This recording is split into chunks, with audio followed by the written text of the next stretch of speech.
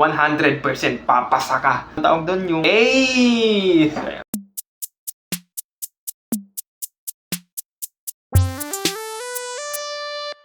Yo, what's up sa inyo mga kapatid sa pananalig? Ayan, ako nga pala si Kyle Samuel, isang RMT.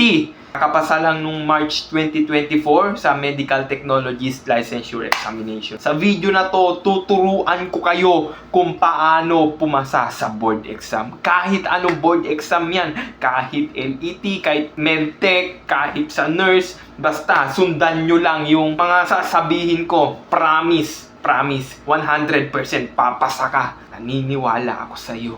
Mag-subscribe na kayo at i-like yung video na to para pumasa ka. At malay mo, maging top notcher ka. Huwag na natin patagalin to. So, let's go! Unang-una, ito, number one. Maghanda ka. Maghanda ka dahil papasa ka na! Papasa ka! I-ready mo na yung mga ihahanda mo. I-ready mo na yung pansit, yung lechon, yung kung ano-ano mga handain na naiisip mo, yung mga gusto mong putahe, ayan. Pero ito, maghanda ka, magpaplano ka. Pagplanuhan mo yung mga learning plans mo, yung learning strategy, kung ano yung mga gagawin mo. Planuhin mo kung paano ka mag-aaral. Alamin mo yung nakasulat sa matrix. Yung matrix, ayan, papakita ko. Ito yung matrix, yung topics na definitely lalabas sa board exam. Tignan mo rin kung anong topic yung mas maraming tinatanong. Minsan kasi nakikita ko sa matrix. For example, sa lipid and lipoprotein for clinical chemistry sa Medtech Licensure Examination. 8 to 10 points yung lipids and lipoprotein. So, medyo malaki na yun kung titignan. Mas nag-focus ako doon. An example. Number 2, kung nasa college ka pa lang, galingan mo na.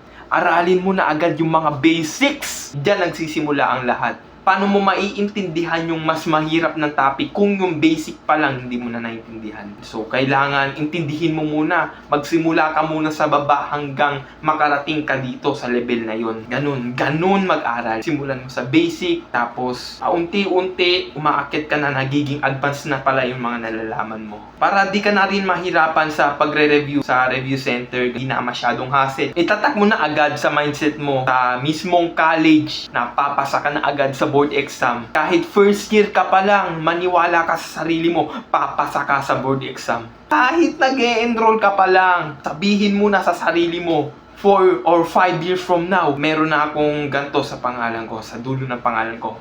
For example, may RMT na ako sa dulo ng pangalan ko. Ayan. I-comment down nyo below, papasa ako. Ganyan yung mindset. Yabang ko.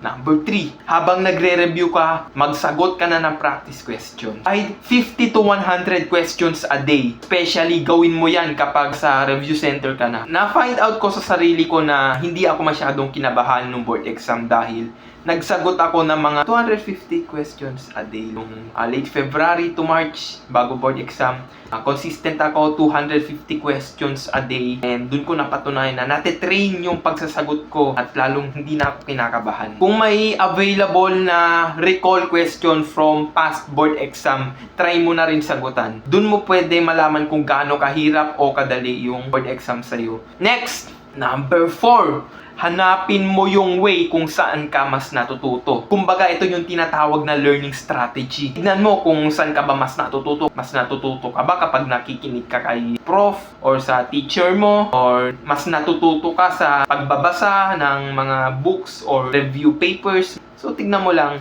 Or mas natututo ka ba kung nag-highlight ka, tapos babalikan mo uli yung highlight mo, tapos mag-highlight ka uli ng panibago. Tignan mo. Basta kung ano yung mga learning strategy na nagwo-work sa'yo, yun yung gamitin mo. Please. Yun yung gamitin mo. Please. Ayan, please. Tignan mo rin kung mas natututo ka bang mag-aral sa sarili mo or may tinuturuan ka ba or may kasama ka bang friends na nag-aaral. Ayan, ganyan lang. Ganyan ba? Dami kong kulit. Number 5. Ito, importante to. Dahil buhay mo na kaya dito. huwag kang magpupuyat. Bawal magpuyat. Dapat kumpleto ang oras ng tulog mo. Araw-araw, gawin mo yan. Please. Sa part ko, 6 to 8 hours na night ako natutulog. Minsan lang ako nagpupuyat pero nababawi ko naman. So, huwag ka magpupuyat, lalo na pag the day before board exam. Dapat kumpleto ang oras ng tulog mo. Study shows that kapag kulang yung oras ng tulog mo, bumababa yung focus o yung concentration mo. For example, puyat ka sa araw na to, balak mong mag-review o mag-aral. Nakakapag-review ka ba na maayos? Tignan natin. Try mong matulog 4 hours. Or kahit 2 hours lang. 2 hours na lang, sige. Try mo matulog 2 hours. Tapos, pagising mo, mag-review ka. Ayan ang gawin mo. Tignan natin kung nakakapag-focus ka ba sa pag-aaral. Madali bang napapagod utak mo. So, testing lang natin kung kaya ba ng mag-aral ng puyat. Ayan. Next. Ano ba susunod? May script akong binabasa. Wait lang. Teka lang guys. Teka lang. Ayos na. Medyo madilim. Screensaver ko kasi camera lang na cellphone ko gamit ko. Okay? Number 6. Makinig ka. Alamin mo kung saan ka nahihirapan at doon ka mag-focus. Yun yung gawin mo sa unang-una ng session mo sa review. Tignan mo yung topic na pinaka-nahihirapan ka. Doon ka mag-focus. Doon mo simulan mag-review. Para sa huli, alam mo na yung part na nahirapan ka. Hindi ka na mahihirapan pag nagbo-board exam. Dahil na-tackle mo na yun eh. Saka hindi ka na mahihirapan sa mga ibang topics dahil mas alam mo yung ibang topics kaysa yung topics na nahihirapan ka. Ayan, basta gulo-gulo yung sinabi ko. Basta ito lang. Alamin mo kung saan ka nahihirapan at doon ka mag-focus. Ayun, yun yung gawin mo, okay? Yun. Number 7. 7. My favorite number. 7. Gumamit ka ng Pomodoro technique or anything na magbubukod ng review session mo sa kanang resting period mo. For example, nag-aaral ka, kaya mong mag-aral ng 30 minutes, then magte-take break ka ng 5 minutes after 30 minutes. After 5 minutes mo ng rest, mag-review ka ulit. Tas after ng 30 minutes ulit na aral, mag-rest ka 5 minutes. And after 5 minutes, mag-aral ka ulit ng 30 minutes. And so on and so forth. So, ayun yung Pomodoro technique. So, may ginagamit akong app. Focus Plant yata yun. So, eto, tignan nyo na lang.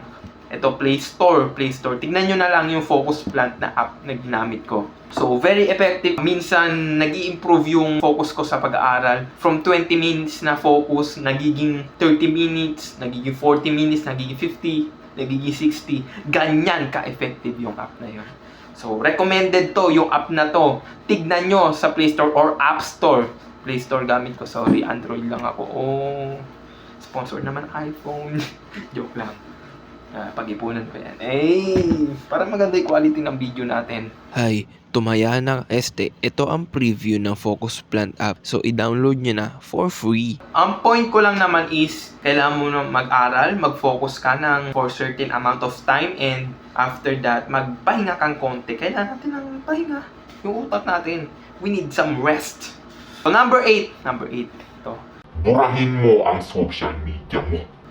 Yan. Burahin mo. Kung mas matagal ka nakababad yan kaysa mag-aral, burahin mo na yan. Ito, yung TikTok, burahin mo. Kung mas matagal yung time mo for social media, napapansin mo na na-addict ka sa TikTok. So, burahin mo yan. Para makapag-aral ka, mag-giveaway ka, i-sacrifice mo naman yung time mo. I-sacrifice mo naman yung enjoyment mo sa TikTok. Yan, di ba? Tama ba ako? So, maawa ka sa sarili mo. Kailangan mo mag-aaral. Huwag puro TikTok. Huwag yung ganito, huwag yung 8 hours ka nagti-TikTok kasi isang oras ka lang nag-aaral. Huwag ganun. Unless sobrang talino mo. So, kung sobrang talino mo, mag-comment down below. Joke lang. So, kung sobrang talino mo, bigyan mo naman ako ng utak. Ay, please lang, kailangan ko yan. Kailangan ko ng talino. Hindi ako masyadong matalino eh. Basta, burahin mo yung social media mo kung mas matagal kang nakababa dyan kaysa sa pag-aaral mo. Maliban na lang kung yung review center mo gumagamit ng Facebook. Yung review center ko gumagamit ng Facebook. So, doon nagpo-post ng announcements. Doon, yung mga practice question, ayan, nasa Facebook din. So, keep in mind, huwag mo burahin yung mga importanteng apps sa'yo. Maliban na lang kung TikTok yan na masyado kang nakababad. Matagal nakababad dyan, ha? Burahin mo. Number 9. Number 9. Magdasal. So, pray to God. Totoo ang himala. Totoo yan. Nangyari sa akin yan. Promise. Nung nagbo-board exam ako, may part na hindi ako confident. Na siguro mga 80% lang yung rating ko. So, yun yung nasa isip ko nun. Yun yung feel ko, yung performance ko.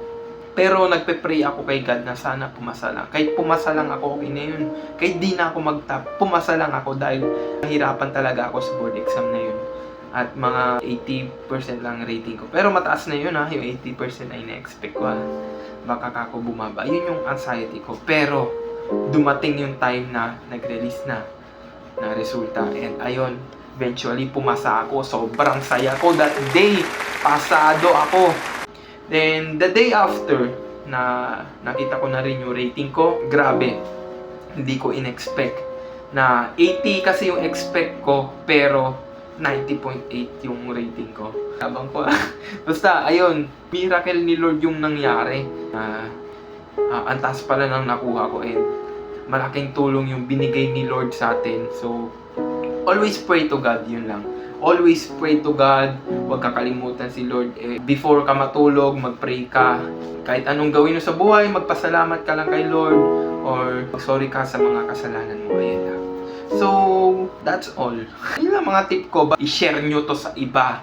Lalo na sa mga magbabalak mag-take ng board exam. Naniniwala ako sa'yo, papasa ka. Possible, if possible, ihilingin mo, mag-top notcher ka. Please. Alam nyo, maraming opportunity to mag-top notcher ka. Pinito sa akin yan. Ayan, so please subscribe to my channel kung nag-enjoy ka. So i-follow nyo ko, i-like nyo yung video na to, i-share nyo to sa iba. At mag-comment kayo na papasa ako. Yun lang, peace. Kyle Samuel De Jesus RMT out.